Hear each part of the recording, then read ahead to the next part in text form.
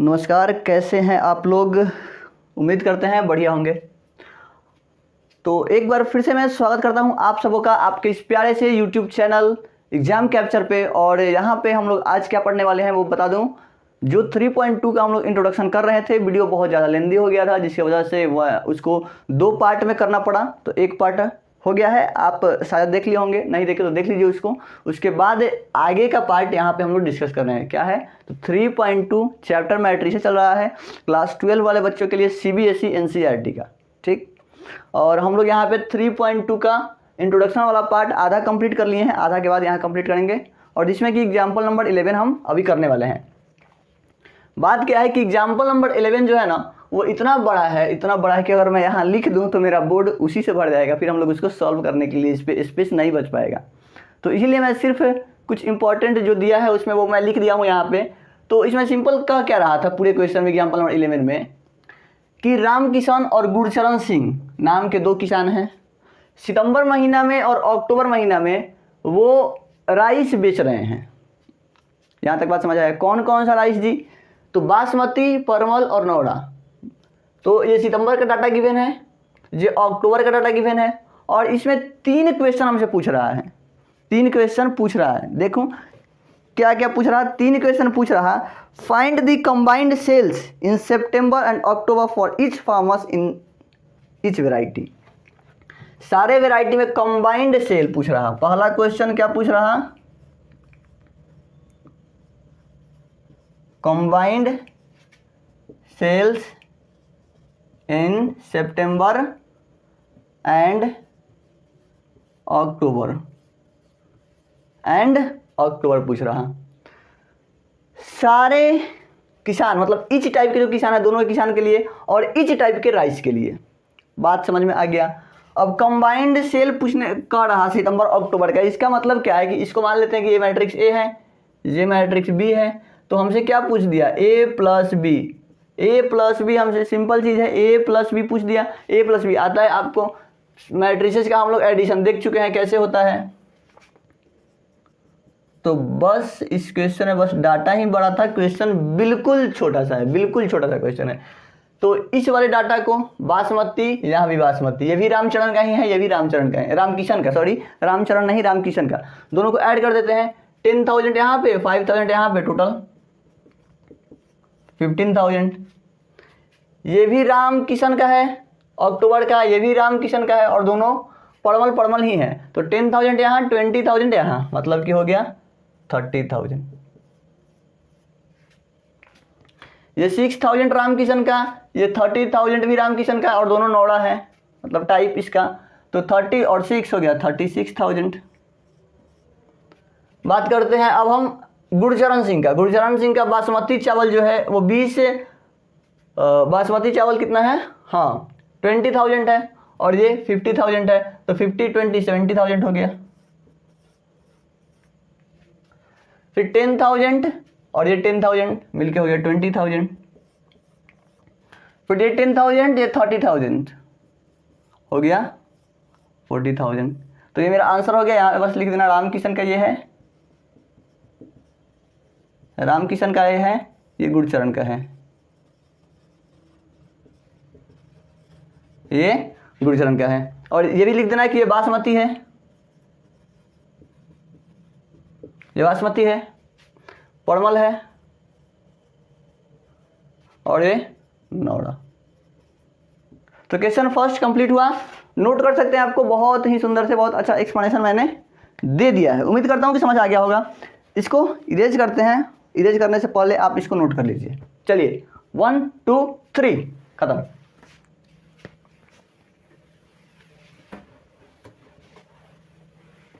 अब second question देखते हैं अपना। सेकेंड क्वेश्चन क्या बोल रहा? Find the decrease in sales from September to October. Decrease in sales,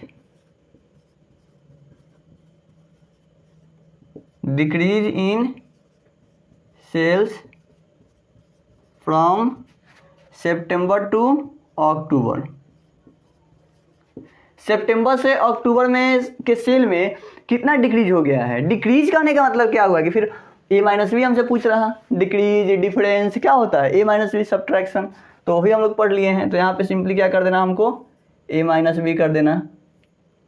करिए, 10,000 से 5,000 सब्ट्रैक्ट किए, आया 5,000। फिर 20 से 10 गया, फिर 10 आया। 30 से 6 गया, 24 आया। 50 से 20 गया, 30 आया। 10 से 10 गया, 0। 30 से 10 गया तो फिर 20 हो गया। यह है रामकिशन, यह है गुरचरण।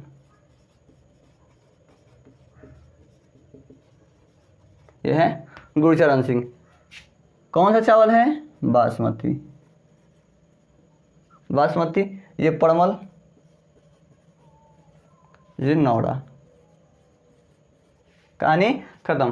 तो क्वेश्चन फर्स्ट 11 नंबर एग्जाम्पल जो हम लोग देख रहे हैं उसका सब क्वेश्चन दिया है। 1 नंबर कंप्लीट कर लिए, सेकंड भी कंप्लीट कर लिए, थर्ड देखते हैं। इसको भी आप लोग नोट कर लीजिए मेरे इरेज करने से पहले। चलिए साइड देते हैं, एक बार नोट कर लीजिए वीडियो पॉज करके, या फिर स्क्रीनशॉट ले लीजिए। अगर आता हो तो फिर छोड़ भी सकते हैं, ऐसा याद करने वाला कोई चीज़ तो है नहीं जो कि नोट करें और याद करिएगा इसको। थर्ड नंबर में कह रहा कि if both farmers receive 2% profit on gross sales, compute the profit for each farmers and for each variety sold in October. बात समझ आया कि दोनों फार्मर को 2% का प्रॉफिट हुआ है। दोनों फार्मर को 2% का प्रॉफिट हुआ है। किस महीना में, अक्टूबर वाला में, अक्टूबर वाले सेल में। तो बस वही निकाल देना है प्रॉफिट ईच वेराइटी का और ईच फार्मर का। ईच वेराइटी का और ईच फार्मर का 2% का मतलब क्या होगा कि क्वेश्चन नंबर 3 में 3 का एक्सप्लेनेशन देखते हैं कि 2% किसका, तो बी वाले मैट्रिक्स का। बी वाले कोई अक्टूबर हम मान के रखे हैं, बी वाले कोई अक्टूबर मान के क्या वो दिया है, बुक में गिवन है। तो 2% ऑफ बी का मतलब हुआ कि 2% को हटाएंगे तो डिनोमिनेटर में 100 आता है, और ऑफ का मतलब multiply into B matrix, which means कि 0.02 इंटू बी मैट्रिक्स। तो ये क्या आ गया, तो ये हो गया scalar multiplication of matrix. Multiplication of a matrix by a scalar quantity आ गया। तो बस इसी को आप सॉल्व कर दीजिए, आंसर आपका आ गया है कि ये आपका हुआ 0.02 और यहाँ होगा बी मैट्रिक्स 5,000, 10,000, 6,000, फिर 20,000, 10,000 और फिर 10,000। मल्टीप्लाई करते हैं, सारे एलिमेंट पे मल्टीप्लाई करेगा। ये जो 0.2 दिखा है, जो 0.2 लिखा है, ये सारे में मल्टीप्लाई कर लेगा। इसे मल्टीप्लाई करते हैं, क्या क्या क्या क्या करें, थोड़ा सा स्पेस चाहिए हमको। चलिए यहाँ पे देखते हैं, यहाँ पे अरे इरेज कर देते हैं। ये क्वेश्चन तो समझ आ गया, और ये लास्ट नंबर ही हम लोग सोल्यूशन कर रहे हैं, तो इसको इरेज कर देते हैं। क्वेश्चन को ऊपर से हम इरेज कर देते हैं, क्यों, क्योंकि हमको थोड़ा सा स्पेस चाहिए, हमको थोड़ा सा स्पेस चाहिए।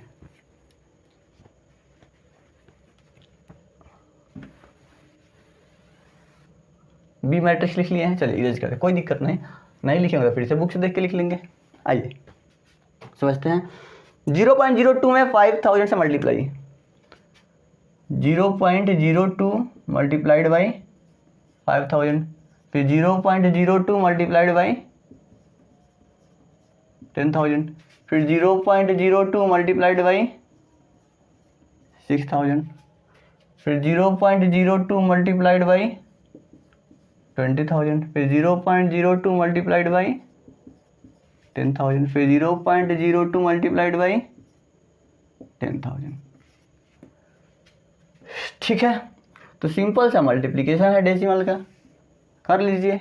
कर दे क्या, 5 2 जा 10, इसमें से 2 जीरो हटा देते हैं क्योंकि 2 डेसिमल यहाँ पे है, और फिर 100 यहाँ पे 10 2 जा 20, और फिर 2 जीरो हट गया, 1 जीरो। 6 2 जा 12, फिर यहाँ पे 10 2 जा 20, फिर यहाँ पे भी वही होगा, और फिर यहाँ पे 22 या 4400। तो ये आया हमारा प्रॉफिट, ये आया हमारा प्रॉफिट। किसका किसका प्रॉफिट है, किसका किसका प्रॉफिट है? ये है रामकिशन का, रामकिशन का, ये है गुरचरण का, ये है गुरचरण सिंह का। अक्टूबर मंथ का है, अक्टूबर में जो सेल हुआ है उसका है। ये बासमती है, ये सब आप मेंशन कर लीजिए, परमल है, और फिर ये नौड़ा है। तो यहाँ पे एग्जाम्पल हमारा ये कंप्लीट हो गया। आगे देखते हैं कोई एग्जाम्पल दिया है या फिर एक्सरसाइज नहीं, मतलब इंट्रोडक्शन पढ़ना है। तो हम लोग यहाँ पे बेसिकली इंट्रोडक्शन थोड़ा सा रिकैप करना चाहेंगे कि इंट्रोडक्शन का जो फर्स्ट पार्ट हुआ था उसमें हम लोग पढ़े थे कि ऑपरेशन ऑफ मैट्रिसेस, यही टॉपिक था हमारा। ऑपरेशन ऑफ मैट्रिसेस के अंतर्गत हम लोग 3-4 टॉपिक पढ़ना था, 4 बेसिकली 4 टॉपिक पढ़ना था। क्या क्या था? तो एडिशन ऑफ मैट्रिसेस, उसके बाद निगेटिव ऑफ मैट्रिक्स वगैरह पढ़ना था, सब्ट्रैक्शन और स्केलर मल्टीप्लिकेशन, ये सब देखे। और फिर आज हम multiplication of 2 matrices, multiplication of 2 matrices देखेंगे। मल्टीप्लिकेशन ऑफ मैट्रिसेस या मल्टीप्लिकेशन ऑफ 2 मैट्रिसेस कि 2 मैट्रिक्स का मल्टीप्लाई कैसे होता है, 2 मैट्रिक्स का मल्टीप्लाई कैसे होता है। एक मैट्रिक्स ए है, ठीक है, इसमें है m क्रॉस n ऑर्डर का है ये मैट्रिक्स। दूसरा मैट्रिक्स बी है, दूसरा मल्टीप्लिकेशन ऑफ मैट्रिक्स दे दे heading multiplication of matrix, B number matrix है, एक बी मैट्रिक्स है जिसमें कि n क्रॉस p ऑर्डर का ये मैट्रिक्स है। यहाँ तक बात समझ आ गया होगा आपको। एनसीईआरटी क्या बोलता है कि द मल्टीप्लिकेशन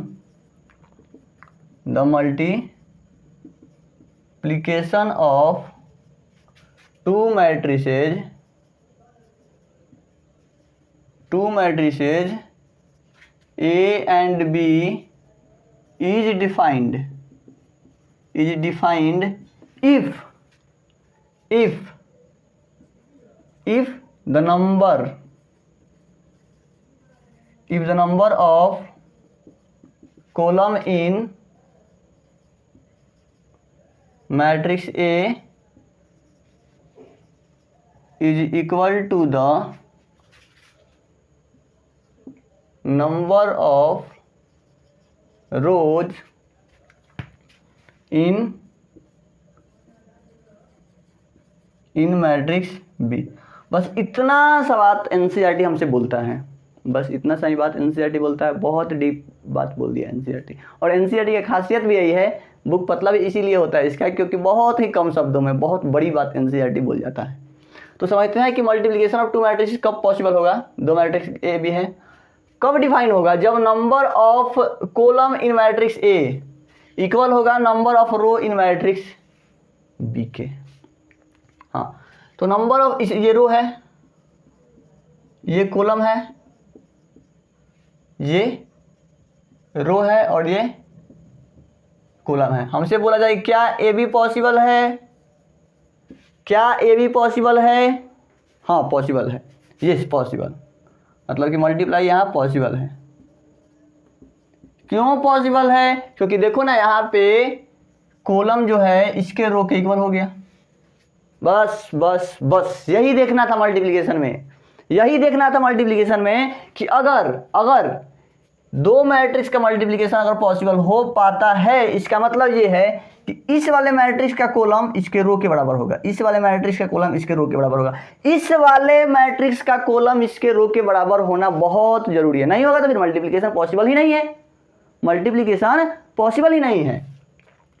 ए मैट्रिक्स है m क्रॉस n ऑर्डर का, बी मैट्रिक्स है n क्रॉस p ऑर्डर का, क्या ए भी पॉसिबल है? बिल्कुल पॉसिबल है। क्यों पॉसिबल है? क्योंकि नंबर ऑफ कॉलम n है ए में, नंबर ऑफ रो n है बी मैट्रिक्स में, दोनों का सेम है, दोनों का कॉलम और इसका रो सेम है, तो यहाँ पे मैट्रिक्स में मल्टीप्लिकेशन पॉसिबल होगा, मल्टीप्लिकेशन पॉसिबल होगा।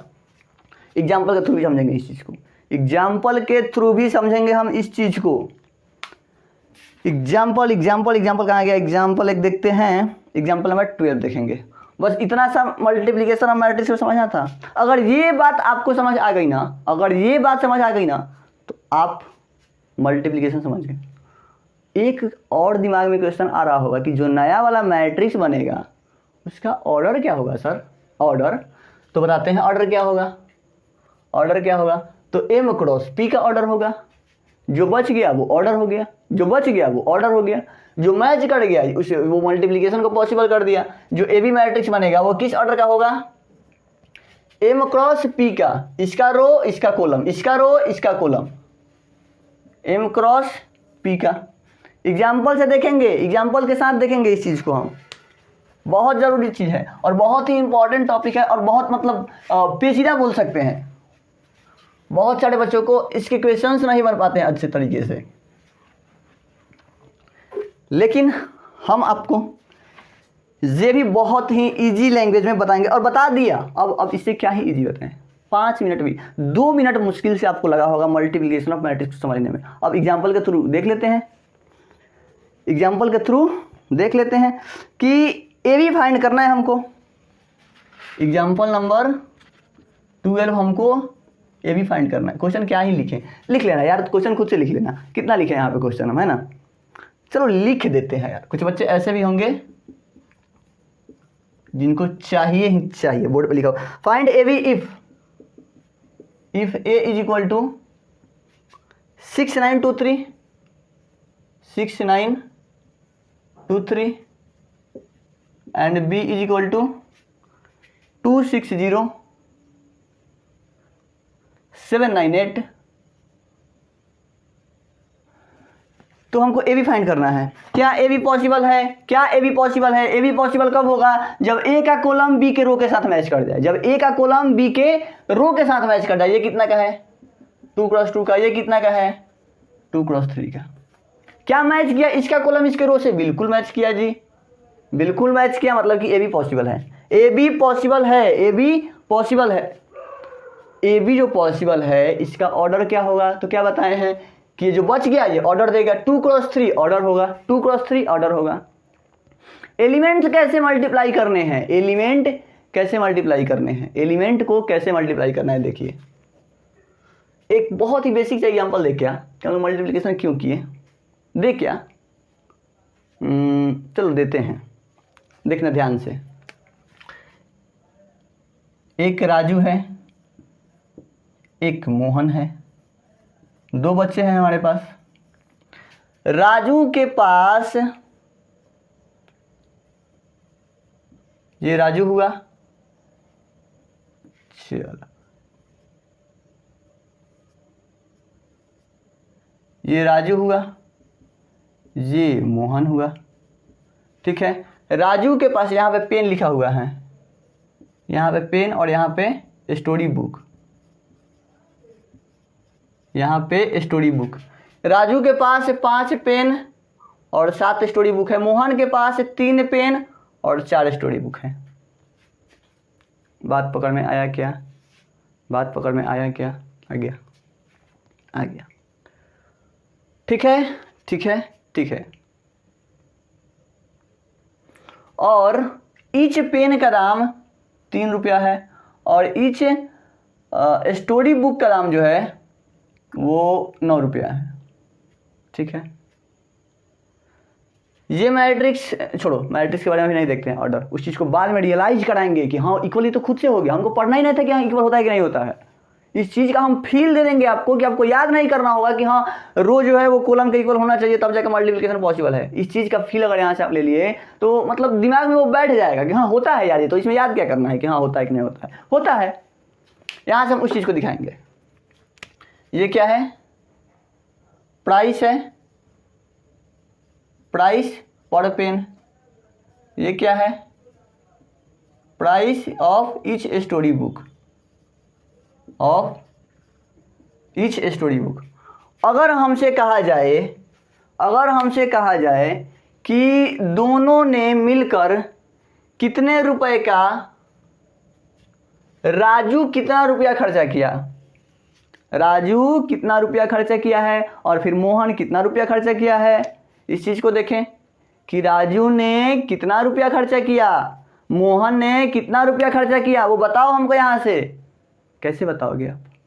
राजू ने कितना खर्चा किया उस चीज़ को आप कैसे निकालोगे कि राजू के पास ये था, यही है, 5 पेन है, 7 स्टोरी बुक है, और पेन का दाम 3 रुपया है, स्टोरी बुक का दाम 9 रुपया है। तो समझो ना कि वो पेन कितने रुपए का खरीदा, 5 3 जा 15 रुपए का, तो वो सिर्फ पेन खरीद लिया, सिर्फ पेन खरीद लिया। स्टोरी बुक कितने का खरीदा, ये कहाँ से आया, तो 5 × 3, 5 × 3 का वो पेन खरीद लिया, और स्टोरी बुक 7 है इसके पास, स्टोरी बुक, एक स्टोरी बुक 9 रुपया का मिल रहा, तो ये हुआ उसका पूरा खर्चा, दोनों को ऐड कर दो। यहाँ तक बात समझ में आई? आ गई होगी। इतने भी इतना बेसिक से आ ही गया होगा यार, इससे बेसिक क्या हो सकता है इसको। दूसरा नंबर देखते हैं, क्या देखना है कि मोहन ने कितना खर्चा किया बुक और पेन पे। तो मोहन ने 3 पेन खरीदा है, एक पेन का दाम 3 रुपया है, मतलब कि 3 × 3 इसका खर्च हुआ, और स्टोरी बुक 4 को खरीदा है, तो 4 × 9 ये स्टोरी बुक खर्चा हुआ, स्टोरी बुक इतना का खरीदा। ये किसका खर्चा हुआ, राजू का है। ये किसका है, मोहन का है। आई बात समझ में? कितना हो गया, 5 3 जा 15 प्लस 9 7 जा 63, नीचे 3 3 जा 9 प्लस 4 9 जा 36। ओवरऑल कितना आया, 5 3 8 6 1 7 और 6 9 6 15 5 कैरी 1 3 1 4।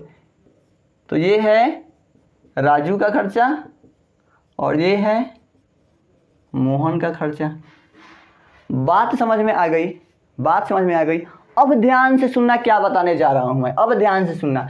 ये मैट्रिक्स कितना का था, 2 क्रॉस 2 का। ये मैट्रिक्स कितना का है, 2 क्रॉस 1 का। क्या दोनों के इसके रो और इसके कॉलम और इसके रो सेम है? बिल्कुल सेम है जी, बिल्कुल सेम है। तो क्या जो नया मैट्रिक्स मिला हमको वो 2 क्रॉस 1 का मिला? क्या ये नया मैट्रिक्स 2 क्रॉस 1 का मिला? क्या ये नया मैट्रिक्स 2 क्रॉस 1 का मिला? बिल्कुल मिला, बिल्कुल मिला। क्या ये चीजें याद करने वाली है? इसको आप फील नहीं किए? क्या ये याद करने वाला था कि हाँ इसका कॉलम इसके रो के बराबर होगा तो ही मल्टीप्लिकेशन पॉसिबल हो पाता है? फील कर लिए ना यहाँ से? कितना इजी चीज़ था ये, है ना? इजी था। ये फील हो गया कि हाँ इसका कॉलम इसका रो इक्वल हो गया। फिर जो बचा वो नया वाला मैट्रिक्स का ऑर्डर बन जाएगा। यहाँ तक बात पकड़ में आ गई, आ गई यहाँ तक बात पकड़ में। इरेज कर देते हैं सारे चीज़ों को। और अब हाँ, मल्टीप्लिकेशन किस तरीके से हुआ? मल्टीप्लिकेशन तो इसका मल्टीप्लिकेशन हम लोग इसके साथ किए हैं क्या? किए हैं क्या? देखो किए हैं। 5 में 3 का मल्टीप्लिकेशन, 7 में 9 का मल्टीप्लिकेशन और ऐड। कैसे मल्टीप्लिकेशन किया मैंने? 5 में 3 का मल्टीप्लिकेशन, 7 में 9 का मल्टीप्लिकेशन, ऐड। मतलब कि इसका रो इसका कॉलम, इसका रो इसका कॉलम। क्या ये चीज़ें याद करवाने वाली थी कि आप रट लो कि इसका रो और इसके कॉलम का मल्टीप्लाई होगा और ऐड होगा? नहीं। यहाँ से आप देख लिए एग्जाम्पल के थ्रू हम लोग क्यों मल्टीप्लिकेशन का जरूरत पड़ा। तो इस तरह का अगर डाटा आ गया तो उसको सॉल्व करने के लिए मल्टीप्लिकेशन हम लोग पढ़े। अब पक्का से फील आ गया होगा, एकदम पक्का से फील आ गया होगा। अब आप क्वेश्चन धड़ाधड़ बना सकते हो इस पे। और रटने वाली कोई बात नहीं कि आप इसको याद करो, रट जाओ, याद कर लो, नहीं। आपको मैंने फील दिया है, क्यों हुआ ये करके दिखाया है मैंने। तो अब एग्जाम्पल पे आते हैं। हमको ए बी फाइंड करना है। ये देख लिए कि इक्वल है, इसका कॉलम इसका रो, तो नया वाला मैट्रिक्स 2 क्रॉस 3 का होगा। तो ए बी जो मैट्रिक्स होगा वो 2 क्रॉस 3 का होगा। यहाँ 6 9 2 3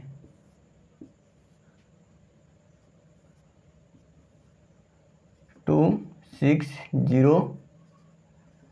हाँ कैसे मल्टीप्लाई बताएं? इसका रो इसका कॉलम, 6 2 जा 12 प्लस 9 7 जा 63। फिर से इसका रो इसका कॉलम। फिर से मेरा मैट्रिक्स क्या होने वाला है, 1 मिनट, 2 क्रॉस 3 का मैट्रिक्स होने वाला है। 2 क्रॉस 3 का 2 रो होने चाहिए, 3 कॉलम होने चाहिए। फिर इसका मल्टीप्लिकेशन इसमें करते हैं, 2 2 जा 4, 2 2 जा 4 प्लस 7 3 जा 21। फिर से इसका रो इसका कॉलम, 6 6 जा 36 प्लस 9 9 जा 81। फिर से इसका रो इसका कॉलम, 6 2 जा 12 प्लस 9 3 जा 27। फिर से इसका रो इसका कॉलम, 6 इंटू 0 0, 9 इंटू 8 72। फिर से इसका रो इसका कॉलम, 2 जी में 0 से मल्टीप्लाई किए 0, 8 3 जा 24। तो ये आया अपना मैट्रिक्स। ऐड करते हैं, इसको ऐड कर लीजिए, 3 2 5, 6 1 7 हो गया, 4 1 5 25, 6 1 7 8 3 11, 6 1 7 8 3 11, 7 2 9 2 1 3 2 1 3 72 24। क्या मैट्रिक्स आ गया? जी बिल्कुल आ गया, जी बिल्कुल आ गया मेरा मैट्रिक्स। कितने ऑर्डर का है? तो 2 क्रॉस 3 का, 2 क्रॉस 3 का। तो ये एग्जाम्पल भी बहुत ही अच्छा था, प्यारा सा था, जिसको हम लोग देख लिए। हाँ, नोट करना हो तो आप नोट कर सकते हो कैसे हम लोग मल्टीप्लाई करते हैं। ये चीज़ समझना जरूरी था, ये चीज़ समझना जरूरी है कि मल्टीप्लाई कैसे करते हैं एलिमेंट में मल्टीप्लाई कैसे करते हैं। चलिए फिर से देखते हैं, एक ही एग्जाम्पल थोड़े दिया है जी एनसीईआरटी में, और देखते हैं। अगर एग्जाम्पल एनसीईआरटी में ना होगा, खुद से एग्जाम्पल क्रिएट करके देखेंगे, एक्सरसाइज के क्वेश्चन देखेंगे, समझ तो आएगा ही मैट्रिक्स का मल्टीप्लिकेशन आपको, क्योंकि आप हमारे जो साथ हैं तो बिल्कुल आना चाहिए, है ना। थोड़ा सा तारीफ अपना जरूरी होता है, आप लोग तो करोगे नहीं, है ना। देखते हैं 13 number question, 13 number question.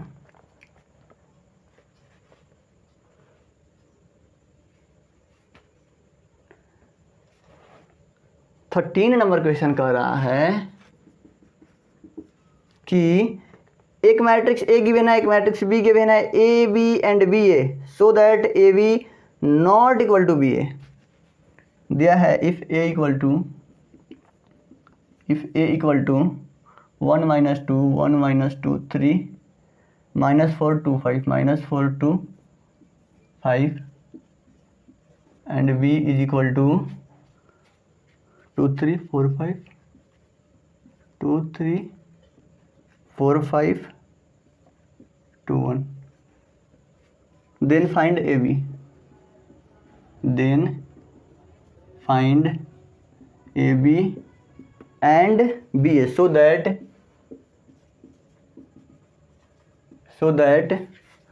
AB not equal to BA, AB not equal to BA। तो आप शो करिए कि AB जो है वो BA के इक्वल नहीं है। AB फाइंड करते हैं, फिर BA फाइंड करेंगे और तब देखेंगे कि AB BA के इक्वल है या नहीं है। तो ये हो गया 2 क्रॉस 3 का, ये है 3 क्रॉस 2 का। क्या मल्टीप्लाई पॉसिबल हो पाएगा? तो हाँ बिल्कुल हो पाएगा। ऑर्डर क्या होगा? तो 2 क्रॉस 2 का ऑर्डर होगा AB का। AB हम लोग फाइंड कर रहे हैं, AB। तो क्या बताएं, इसका रो इसके कॉलम के साथ मल्टीप्लाई करना है, इसके रो में इसके कॉलम से। तो 2 में 1 से मल्टीप्लाई करोगे 2 प्लस 2 में 4 से तो माइनस का 8, यहाँ हुआ माइनस का 8, प्लस 3 में 2 से तो 3 2 जा 6, फिर माइनस 4 में 2 से तो 4 2 जा 8, फिर 2 में 4 से तो 8, फिर 5 में 2, एक मिनट, हाँ 2 में 4 से 8 और 5 में 2 से तो फिर 10, फिर इस 1 में इस 3 से तो 3, माइनस 5 2 जा 10, फिर 3 में 1 से तो 3, फिर इस 4 में 3 से तो माइनस का 12, इस 2 में 5 से और इस 5 में 1 से, तो ए बी आ गया हमारा, ए बी आ गया। कितना आया? 6 2 8 माइनस 8 0, 3 3 6 माइनस 10 माइनस 4, 8 8 ख़त्म, यहाँ पे सिर्फ 10 बचा, और 10 5 15 वैसे 12 गया तो कितना बचा? 3। तो ये आया मेरा ए बी आया। क्या बी ए पॉसिबल है? क्या बी ए पॉसिबल है? ये इरेज कर देते हैं, सिर्फ ए बी का वैल्यू लिख लेते हैं कि ए बी कितना आया है। तो ए बी के वैल्यू को सिर्फ हम लिख लेते हैं कि ए बी का वैल्यू कितना आया है। ये है मेरा ए बी का वैल्यू, ये है ए बी का वैल्यू। क्या बी ए पॉसिबल है, देखते हैं पॉसिबल है कि नहीं। बी ए मतलब बी पहले आना चाहिए, उस वाले मैट्रिक्स को यहाँ रखिए 2 4 2 3 5 1, ठीक। और ए वाले मैट्रिक्स को यहाँ 1 -2 3 -4 2 5। ये कितने का है, 2 × 3 का। ये है 3 × 2 का। क्या पॉसिबल है जी, बिल्कुल पॉसिबल है। ऑर्डर कितना का होगा, तो 3 × 3 का ऑर्डर होगा, 3 × 3 का। इसका रो, इसका कॉलम, इसका रो, इसका कॉलम, मल्टीप्लाई करें 2 1 जा 2, 3 में 4 से तो माइनस का 12, फिर 4 में 1 से तो 4, फिर 5 में 4 से तो -20, फिर 2 में 1 से तो 2, फिर 4 में 1 से तो माइनस का 4, फिर इस 2 में, अब इस वाले कॉलम से, इस रो में इस वाले कॉलम से 2 में -2 से तो माइनस का 4, इस वाले कॉलम में इस वाले रो से 3 में 2 से तो 6, फिर 4 में 2 से तो -8, फिर 5 में 2 से तो प्लस का 10, 2 में 2 से तो माइनस का 4, 1 में 2 से तो प्लस का 2, फिर इस रो वाले, इस सारे रो का इस कॉलम से तो 2 में 3 से तो 6, 3 में 5 से तो 15, 4 में 3 से 12, 5 में 5 से 25, 2 में 3 से 6, 1 में 5 से 5। जी आ गया हमारा मैट्रिक्स बी ए। क्या आया, फर्दर सॉल्व करिए। 2 - 12 माइनस का 10, 4 - 20 माइनस का 16, 2 - 4 माइनस का 2, 4 माइनस का प्लस का 6 तो हो गया यहाँ प्लस का 2, -8 प्लस का 10 प्लस का 2, यहाँ माइनस का 2, यहाँ 15 और 6 21, 5 2 7 2 1 3 6 5 11। ये हुआ हमारा बी ए मैट्रिक्स, ये हुआ हमारा बी ए मैट्रिक्स। क्या ये दोनों मैट्रिक्स आपको इक्वल दिख रहे हैं? क्या ये मैट्रिक्स आपको इक्वल दिख रहे हैं? नहीं है तो फिर लिख दीजिए ना कि B A B is not equal to B A. कभी कभी किसी किसी केस में हो भी जाता है, किसी किसी केस में हो भी जाता है, वो भी हम एक्सरसाइज में वैसे क्वेश्चन आएंगे जिसमें हम देखेंगे कहाँ पे इक्वल हो जाते हैं।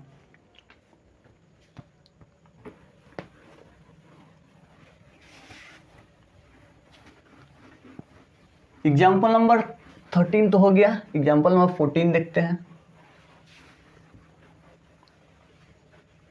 एग्जाम्पल नंबर 14 देखते हैं। If A is equal to this and क्या करे क्या, और हाँ यहाँ पे मैट्रिक्स जो है ना वो कम्यूटेटिव नहीं है। प्रॉपर्टी ऑफ मैट्रिक्स में वैसे हम देखेंगे क्योंकि ए बी जो है वो बी ए के इक्वल नहीं है, ए बी जो है वो बी ए के इक्वल नहीं है। कभी किसी रेयर केस में होता है तो हम लोग रेयर केस वाले को थोड़े डिस्कस करते हैं, जो जनरली होना चाहिए वो नहीं होता है। यहाँ पे A B is not equal to B A होता है तो कम्यूटेटिव लॉ को फॉलो नहीं करता है। वैसे देखेंगे जब प्रॉपर्टी देखना होगा इसका तो हम देखेंगे। एक एग्जांपल और देख लेते हैं। ए मैट्रिक्स गिवन है, ए मैट्रिक्स गिवन है if A is equal to 1 0 0 -1। A matrix and B matrix, and B matrix given है 0 1 1 0। देन ए बी गिवन है, और ए बी भी गिवन है हमको, ए बी गिवन है 0 1 -1 एंड 0, एंड बी ए भी गिवन है, एंड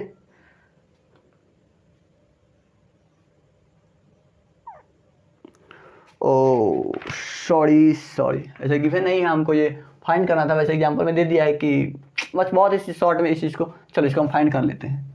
ए बी और बी ए को हम खुद से फाइंड कर लेते हैं। ए बी और बी ए तो हमको आ गया ना निकालने, हमको तो आ गया फाइंड करने, फिर क्या ही देख के लिखना।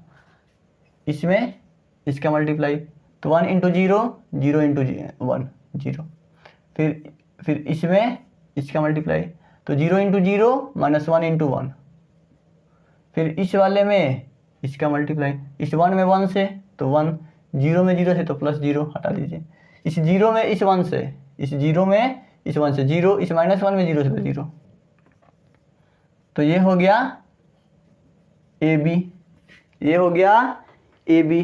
बी ए फाइंड करने के लिए कहा जाए तो वो भी फाइंड कर सकते हैं इजीली, और A B is not equal to B A होगा, यहाँ पे होगा, आप भी मानते हो, फाइंड करके देख लेना। तो इस तरीके से हम कह सकते हैं कि कम्यूटेटिव लॉ को ये मैट्रिक्स जो है वो फॉलो नहीं करता। क्यों फॉलो नहीं करता कम्यूटेटिव लॉ को? क्योंकि हम लोग देख लिए,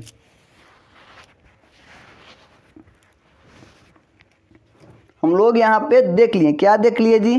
क्योंकि ए बी जो है वो बी ए के इक्वल नहीं आ रहा, जिसकी वजह से हम कह सकते हैं कि मल्टीप्लिकेशन ऑफ मैट्रिक्स कम्यूटेटिव नहीं होता। हाँ, डिस्ट्रीब्यूटिव होता है, एसोसिएटिव होता है, मल्टीप्लिकेटिव, इन्वर्स भी इसमें हम लोग देखेंगे। चलिए जी, एग्जाम्पल नंबर 15 दिया है, जिसके थ्रू हम लोग समझेंगे कि एक चीज़ आपको बताना चाहेंगे कि दो मैट्रिक्स है। क्या है? दो मैट्रिक्स है। दो मैट्रिक्स का मल्टीप्लिकेशन क्या जीरो हो पाएगा? जबकि दोनों जीरो नहीं है, दोनों मैट्रिक्स नॉन जीरो मैट्रिक्स हैं, तो क्या दोनों का मल्टीप्लाई करेंगे तो जीरो हो पाएगा? आप लोगों का आंसर ना होगा कि नहीं सर, नहीं होगा, क्योंकि हम लोग अगर जनरल किसी डिजिट में मल्टीप्लाई करते हैं तो दोनों में से कोई एक डिजिट जीरो होता है, तभी जाके उसका मल्टीप्लिकेशन जीरो हो पाता है, उसका प्रोडक्ट जीरो हो पाता है। बात सही है आपका, लेकिन मैट्रिक्स में ऐसा नहीं होता। दो नॉन जीरो मैट्रिक्स का मल्टीप्लिकेशन जीरो हो सकता है, दो नॉन जीरो, यहाँ लिख देते हैं। और ये कॉन्सेप्ट जो है ना भाई साहब बहुत इंपॉर्टेंट है, बहुत बार घिसा पिटा क्वेश्चन हो चुका है ये, बस आप बचे हो इसको जानने से, वरना ये क्वेश्चन सब लोग जान चुका है अब तक। यूपीएससी भी जान चुकी है, एनडीए में कितना बार ये क्वेश्चन रिपीट कर गया है कि if non to zero matrix the product of non to zero matrix can be zero और नॉट। इस टाइप के क्वेश्चन आ चुके हैं। जो स्टेटमेंट वाला क्वेश्चन एनडीए में आता है उसमें बहुत बार आ चुका है, बोर्ड एग्जाम्स में आपके आ चुके हैं कितना बार ये क्वेश्चन। क्या है कि the multiplication of two non zero matrix can be zero. दो non zero, two the multiplication of two non zero matrix can be zero, वो जीरो हो सकते हैं। देखते हैं, एक एग्जांपल भी दिया हुआ है, एग्जांपल से हम लोग समझ लेते हैं। एग्जांपल नंबर 15 से फटाफट। एग्जांपल नंबर 15 में क्या दिया है? ए, एग्जांपल नंबर 15 में ए कितना दिया है? 0 -1 0 0 -1 0 2, और बी में क्या दिया है? 3 5 0 0 3 5 0 0। इसका मल्टीप्लिकेशन देखते हैं, क्या ये भी पॉसिबल? हाँ बिल्कुल पॉसिबल है भाई साहब, यहाँ तो स्क्वायर मैट्रिक्स यहाँ तो क्या ही देखना है ना। चलो ये भी निकालते हैं। इसमें इससे मल्टीप्लाई 0, इसमें इससे मल्टीप्लाई 0, इसमें इससे मल्टीप्लाई करोगे 0 आएगा, इस 2 में इस 0 से मल्टीप्लाई किए 0 आया, फिर इस 0 में 5 से मल्टीप्लाई किए 0, -1 में 0 से मल्टीप्लाई किए 0 आया, इस 0 में 5 से मल्टीप्लाई किए 0 आया, इस 2 में 0 से मल्टीप्लाई किए 0 आया। भाई साहब हमने प्रूफ भी कर दिया, एक एग्जांपल भी देख लिया। अब तो नहीं भूलना होगा आपको, अब तो नहीं भूलना होगा, अब तो नहीं भूलना होगा, अब तो नहीं भूलना होगा। बोलो कि हाँ नहीं भूलेंगे सर, बोलो नहीं भूलेंगे कि दो नॉन जीरो मैट्रिक्स का प्रोडक्ट जीरो हो सकता है। और बहुत घिसा पिटा क्वेश्चन है, आप भी जान लो, सब लोग जान चुके हैं, बस आप ही बचे थे। अब हम लोग क्या देखेंगे? प्रॉपर्टीज। प्रॉपर्टीज क्या है? मल्टीप्लिकेशन ऑफ मैट्रिक्स का प्रॉपर्टीज देखेंगे, इसी चीज का प्रॉपर्टीज, इसी चीज का प्रॉपर्टीज देखेंगे। पहला प्रॉपर्टी क्या है कि एसोसिएट, कम्यूटेटिव लॉ लिख देते हैं।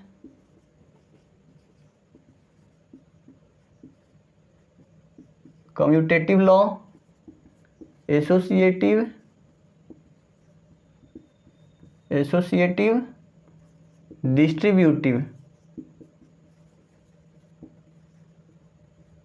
डिस्ट्रीब्यूटिव, और फोर्थ नंबर क्या आ गया? The existence of multiplicative identity. Existence of multiplicative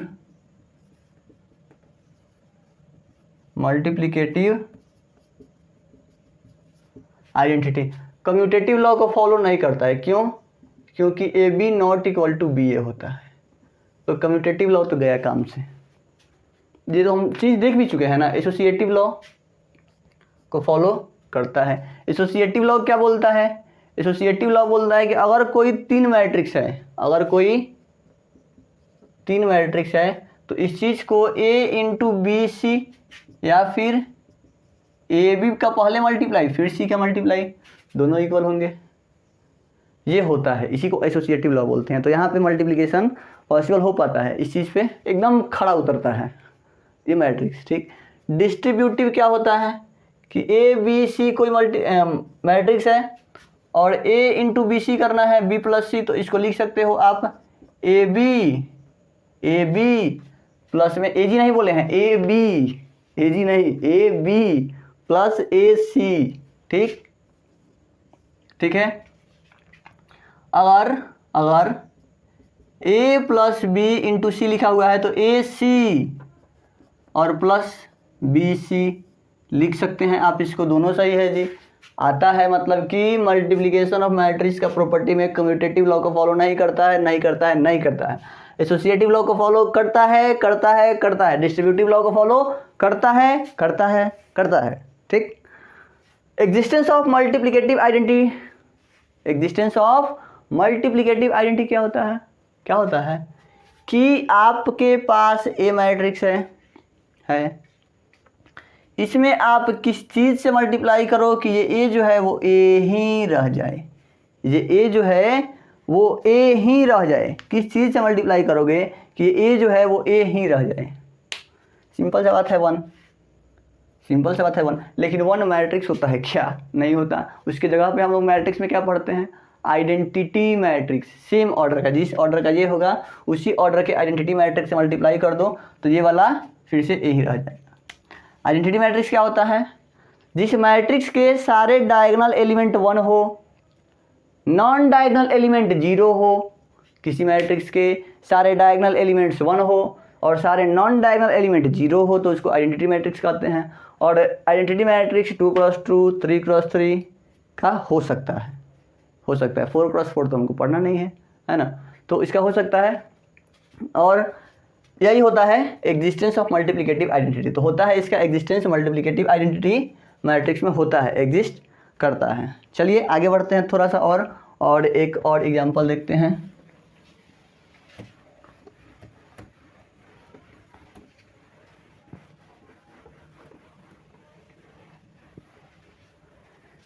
एक और एग्जांपल देखते हैं, एग्जांपल नंबर 16। इसके बाद दिया है 17, 18 और 19।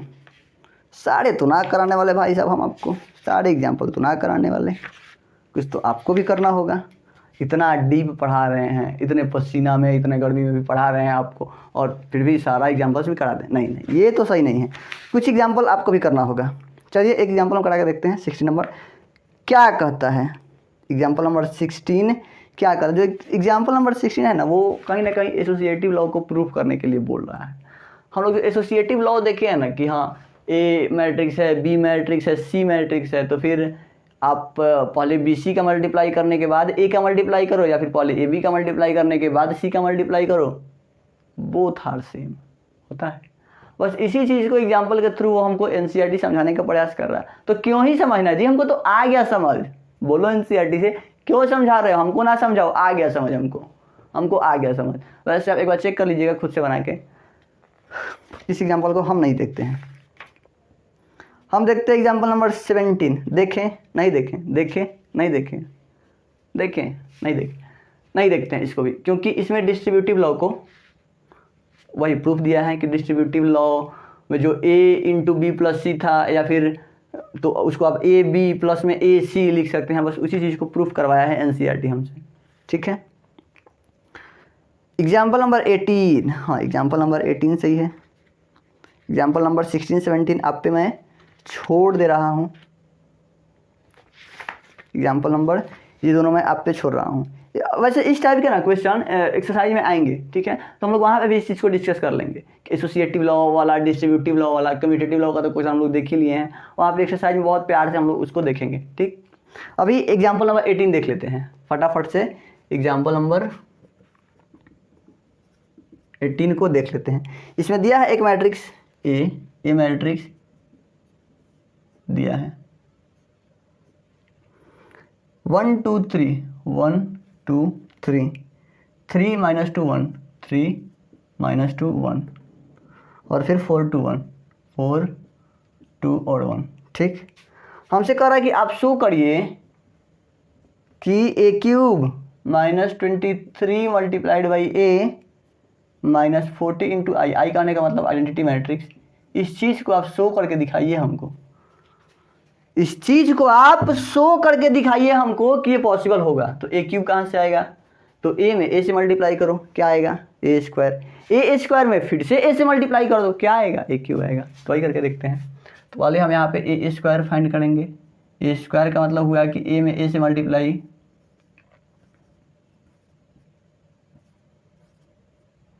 ये a हुआ और फिर से इसमें a से ही मल्टीप्लाई करना है, मल्टीप्लाई करते हैं इस पूरे रो में, इस पूरे कॉलम से मल्टीप्लाई कर दो। तो 1 × 1 1 प्लस 2 × 3 6 प्लस 3 × 4 12। फिर इस पूरे रो में इस कॉलम से मल्टीप्लाई करो, 3 × 1 3 -3 2 जा -6 4 1 जा 4। फिर इस रो में इस कॉलम से मल्टीप्लाई करो, तो 4 1 जा 4 3 2 जा 6 4 1 जा 4। फिर इस रो में इस कॉलम से मल्टीप्लाई करो, तो आया 2 1 जा 2 -4 3 2 जा 6। फिर इस रो में इस कॉलम से, तो 3 2 जा 6 2 2 जा 4 2 1 जा 2। फिर यहाँ क्या आया 4 2 जा 8 2 2 जा 4 2 1 जा 2। फिर यहाँ क्या आया, तो यहाँ आया 1 × 3 3 प्लस 2 प्लस 3 प्लस 3 3 जा 9 -2 1 जा 2 प्लस 1 4 3 जा 12 प्लस 2 प्लस 1। तो ये मल्टीप्लाई कर लिए, आया कितना, तो 12 और 6 18 और 1 19 6 और 2 8 -4 4 3 2 5 और 3 8 4 3 7 -6 1 6 4 10 4 14 8 2 10 10 -4 6 6 और 6 12 9 1 10 -2 8 12 2 14 और 1 15। ये आया ए स्क्वायर, ये आया ए स्क्वायर। अब फिर से ए स्क्वायर में ए से मल्टीप्लाई कर दो, तो क्या आएगा, इस बार क्यूब आएगा, मतलब कि अब क्या आएगा यहाँ पे क्यूब। तो ये हो गया ए स्क्वायर और मल्टीप्लाइड बाई ए 1 2 3 3 -2 1 4 2 और 1। देखते हैं 19 इस पूरे रो में इस पूरे कॉलम से मल्टीप्लाई करेंगे, तो 19 × 1 19। थोड़ा सा स्पेस चाहिए, क्या स्पेस तो चाहिए, स्पेस तो चाहिए। यहाँ पे लिखते हैं, ये एक ही यहाँ पे हम लिखते हैं, ठीक है। देखते हैं 19 × 1 19 प्लस 4 × 3 12 प्लस 8 × 4 32 1 × 1 1 12 × 3 36 और फिर 8 × 4 32। फिर 14 × 1 14 प्लस 6 × 3 18 प्लस 15 × 4 60। दूसरा वाला रो में करते हैं, दूसरा ये इस रो से इसके कॉलम में फिर दूसरे वाले कॉलम में करते हैं, तो 19 × 2 38। ओ सट्टे यार, यहाँ भी स्पेस का कमी हो गया थोड़ा सा, यहाँ भी स्पेस का कमी हो गया। क्या करें, चलो लिखते हैं ऐसे ही 19 × 2 38 फिर 4 × -2 -8 फिर 8 × 2 16 1 × 2 2 12 × -2 फिर 8 × 2 14 × 2 6 इंटू -2, 15 इंटू 2, फिर 19 into 3, 4 into 1, 8 into 1, 1 into 3, 12 into 1, 8 into 1, 14 into 3, 6 into 1, 6, फिर 15 इंटू 1, 15। तो ये आया भाई साहब आपका ए क्यूब, ये आया ए क्यूब। तो बाकी चीज़ को इरेज कर देते हैं, हमारा ए क्यूब आ चुका है। क्या स्क्वायर का भी कहीं ज़रूरत है क्या? नहीं, बस ए का अब ज़रूरत है, तो बाकी सबको हम मिटा देते हैं।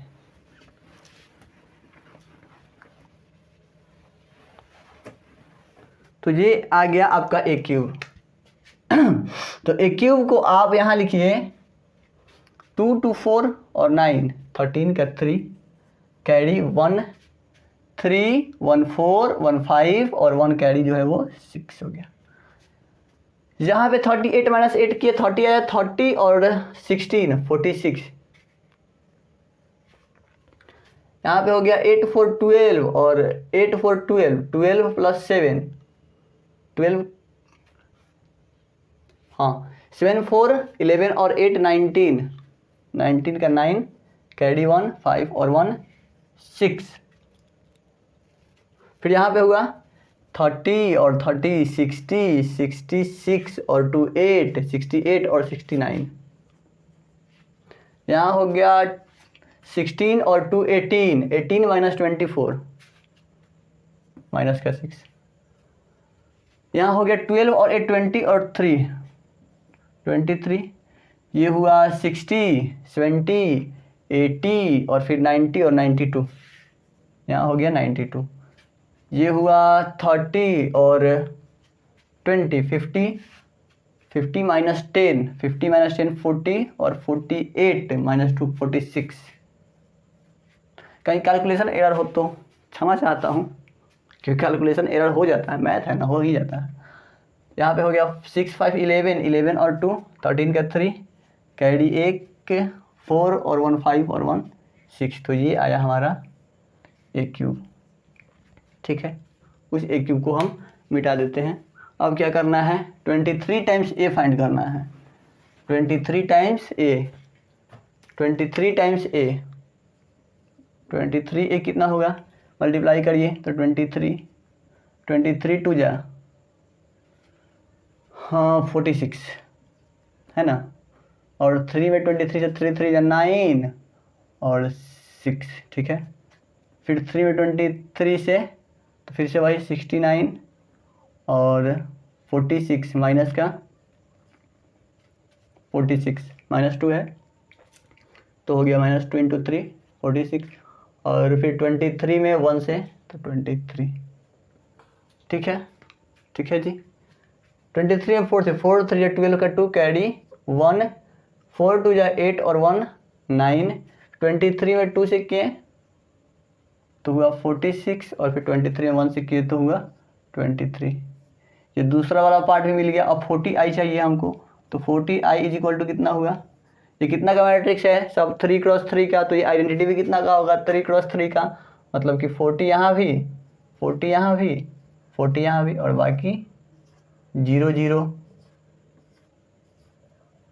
तो सब कुछ अब आपके सामने है जी, सब कुछ आपके सामने है। अब आप बस इन सारे चीज़ों को यहाँ पे रखिए, देखिए कि क्या ए क्यूब में -23 इसको माइनस करना है और इसको माइनस करना है। चलिए तो कर देते हैं, साथ ही साथ यहाँ माइनस, यहाँ भी माइनस।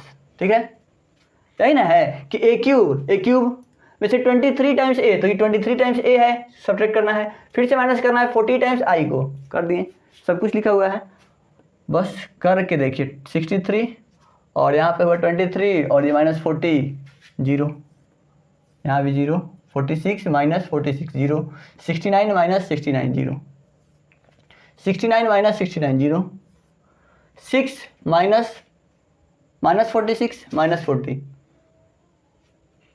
यहाँ पे कुछ गड़बड़ है क्या?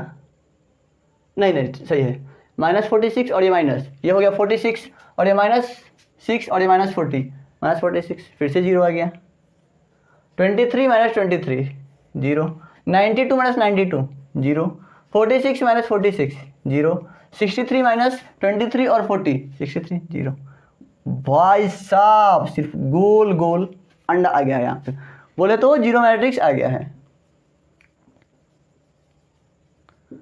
प्रूफ भी तो यही करना था ना कि जीरो मैट्रिक्स आएगा, गिवन ही था वहाँ पे कि जीरो है, बस आप प्रूफ कर दो जीरो आएगा।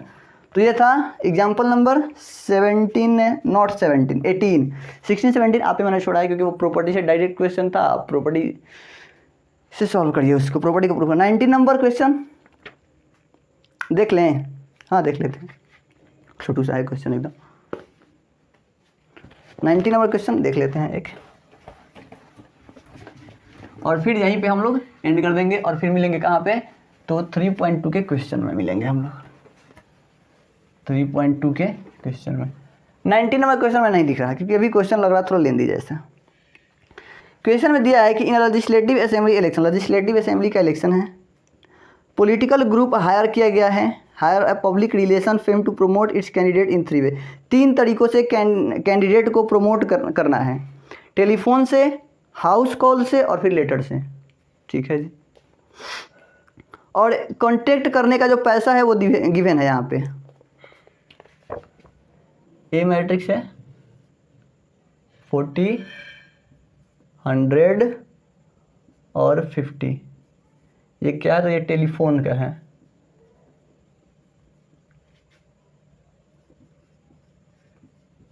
ये टेलीफोन है, ये हाउस कॉल है, ये हाउस कॉल है, ये लेटर का है, ये लेटर का है क्या, तो cost per contact, cost per contact, एक कॉन्टेक्ट करने का कॉस्ट इतना लगता है, टेलीफोन से करिएगा तो इतना लगेगा, हाउस कॉल करिएगा इतना लगेगा, लेटर करिएगा इतना लगेगा। एक बी मैट्रिक्स गिवन है और बी मैट्रिक्स में कह रहा है कि 1000 घर, फिर 500 घर, फिर 5000 घर, ठीक, फिर 3000 भी घर है यहाँ पे, फिर से 3000 घर है, 1000 है, 1000 है और 10000 है। कहाँ पे है, तो ये जो है वो एक्स सिटी में है और ये जो है वो वाई सिटी में है। और टेलीफोन से यहाँ पे टेलीफोन, टेली लिख दिए सिर्फ, यहाँ हाउस लिख दे रहे हैं, हाउस कॉल से इतने घरों को इन्फॉर्म किया जा रहा है ना, और फिर ये लेटर से किया जा रहा है, ये लेटर से किया जा रहा है। पूछ क्या रहा है कि find the total amount spent by the group in 2 cities, तो एक्स सिटी में और वाई सिटी में कितना अमाउंट खर्चा हो गया, एक्स सिटी में और वाई सिटी में कितना अमाउंट खर्चा हो गया मेरा। ये मैट्रिक्स कितना का है, रो कितने हैं इसमें, रो है 1, सॉरी रो है 3 और कॉलम है 1, और ये कितना का है, तो इसमें रो हो गए ये 2 और कॉलम हो गए 3। क्लियर है बात, क्लियर है बात, क्लियर है। अब सर एक बात बताइए, हमको कभी कभी समझ नहीं आता कि ए बी करें कि बी ए करें। अगर क्वेश्चन में इस तरह का क्वेश्चन दे दिया, थ्योरेटिकल क्वेश्चन, और फाइंड करने को बोल दिया, तो क्या करेंगे वहाँ पे, ए बी करेंगे कि बी ए करेंगे। अरे भाई साहब एक बात तो पता है ना कि दोनों के एक का कॉलम दूसरे का रो, फर्स्ट का कॉलम सेकंड का रो सेम होना चाहिए। तो देखो ना कि इसमें 3 है कॉलम इसका रो, मतलब कि बी ए करना है, not A B, not A B, B A करना है। यहाँ से कॉन्सेप्ट लगाओ, यहाँ से कॉन्सेप्ट लगाओ आप कि इसका कॉलम में 3 है, इसके रो में 3 है, मतलब दोनों का मल्टीप्लाई होगा, मतलब कि यहाँ बी ए होने वाला है। ठीक है, जो मैट्रिक्स मिलेगा वो कितने का होगा, तो 2 × 1 का होगा, होना भी चाहिए एक्स और वाई सिटी के लिए। यहाँ होगा एक्स सिटी के लिए, यहाँ होगा वाई सिटी के लिए। टोटल अमाउंट कितना खर्चा हुआ है ये, तो इसका रो, इसका कॉलम, इसका रो और इसका कॉलम, तो 1000 × 40, तो 40,000, 500 × 100, तो 500 × 100 तो होगा 50,000, 50,000, फिर 5000 इंटू 50 तो वह 2,50,000, ठीक है। फिर इसका रो इसका कॉलम, तो 3000 इंटू 4,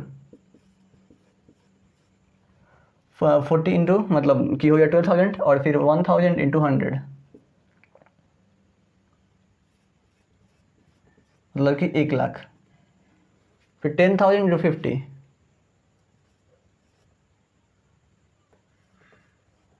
ठीक है, मतलब 5,00,000। बन गया क्वेश्चन, बन गया। हाँ बस यही था, बन गया, बस यही करना था, बन गया। क्या पूछ रहा था? कॉस्ट पूछ रहा था, तो कॉस्ट निकाल दिए कि ये हुआ किसका, कि ये किसका है, टेलीफोन का, नहीं टेलीफोन सॉरी, दोनों को ऐड करना था ना। हाँ इसको ऐड करते हैं ना, रो में कॉलम से मल्टीप्लाई करके ऐड कर देते हैं, बस ख़त्म कहानी। ऐड कर दो ना, ख़त्म कहानी, ऐड कर दो, ऐड कर दो, ऐड कर दो, क्वेश्चन बन गया। तो एंड करें क्या सेशन को, एंड कर दें या ऐड कर दें, एंड कर दें या ऐड कर दें, क्या कर दें, एंड कर दें या ऐड कर दें? पहले ऐड कर देते हैं फिर एंड करेंगे, पहले ऐड कर देते हैं फिर एंड करेंगे। तो 40,000, 5,00,000, 2,50,000, तो 5 लाख बोला सॉरी, 50,000, 50,000, 40,000, 90,000, और ये 40 40 40 40 तो कॉमन हो गया, यहाँ लिख दो, ये 40 हो गया। फिर 5 5 10 और 4 14 का 4 कैरी, 1 2 और 1 3, मतलब कि 3,40,000। फिर इसको ऐड करो, 5,00,000, 1,00,000, 6,00,000, 6,12,000, ये हुआ YCT, ये हुआ XCT में खर्चा। भाई साहब यहीं से देख लो कितना खर्चा होता है इलेक्शन में, इलेक्शन में कितना ज़्यादा खर्चा होता है, इलेक्शन में कितना ज़्यादा खर्चा होता है। 1 मिनट, आंसर आ गया क्या, चेक कर ले एक बार। ओ सॉरी सॉरी सॉरी, यहाँ पे शायद मल्टीप्लिकेशन में कुछ घोटाला हो गया है, कुछ घोटाला हुआ है। क्या घोटाला हो गया है?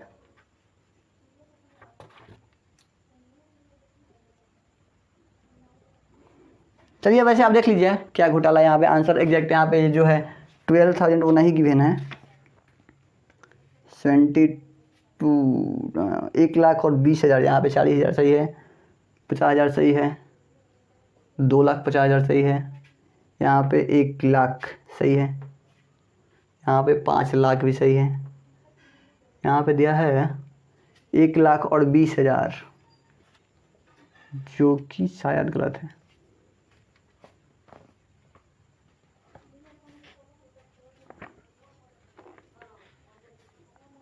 हाँ ये गलत है, ये शायद NCERT में गलत क्वेश्चन सॉल्व किया, कोई बात नहीं, आप समझदार हो, आप तेज हो, आप मल्टीप्लाई में क्या ही करना है यार, कॉन्सेप्ट समझना है बस। चलिए तो इरेज कर देते हैं यहीं पे इस चीज़ को भी और ऐड कर दिए। अब सेशन को करते हैं एंड, अब सेशन को करते हैं एंड। बहुत ही डीपली एक्सप्लेन किए हैं सारे कॉन्सेप्ट को, और करते हैं सेशन को यहीं पे एंड। पढ़िए मन लगा के, अच्छा से जी जान लगा के, और सारे क्वेश्चन आपसे बनेंगे। अगर आप इंट्रोडक्शन का पार्ट 1, इंट्रोडक्शन का पार्ट 2, 3.2 का जो इंट्रोडक्शन का पार्ट 1, पार्ट 2 दोनों मैंने बनाया है, अगर बहुत ही डीपली एक्सप्लेन किया है मैंने इसमें, आप खुद से देख लो ना कि लगभग 2.25 घंटा से ज़्यादा का दोनों मिला के क्लास हो जाएगा। इतना ज़्यादा डीपली एक्सप्लेन किया मैंने, इतना लेंदी वीडियो हो गया है। अगर आप दोनों देख लो ना तो फिर एक्सरसाइज के क्वेश्चन 95% क्वेश्चन खुद से बना लोगे तुम। शायद ही 1-2 ऐसा क्वेश्चन होगा जिसके चलते आपको मेरा हेल्प चाहिए। तो करते हैं सेशन को यहीं पे एंड। धन्यवाद, तब तक के लिए टाटा बाय बाय, ओके।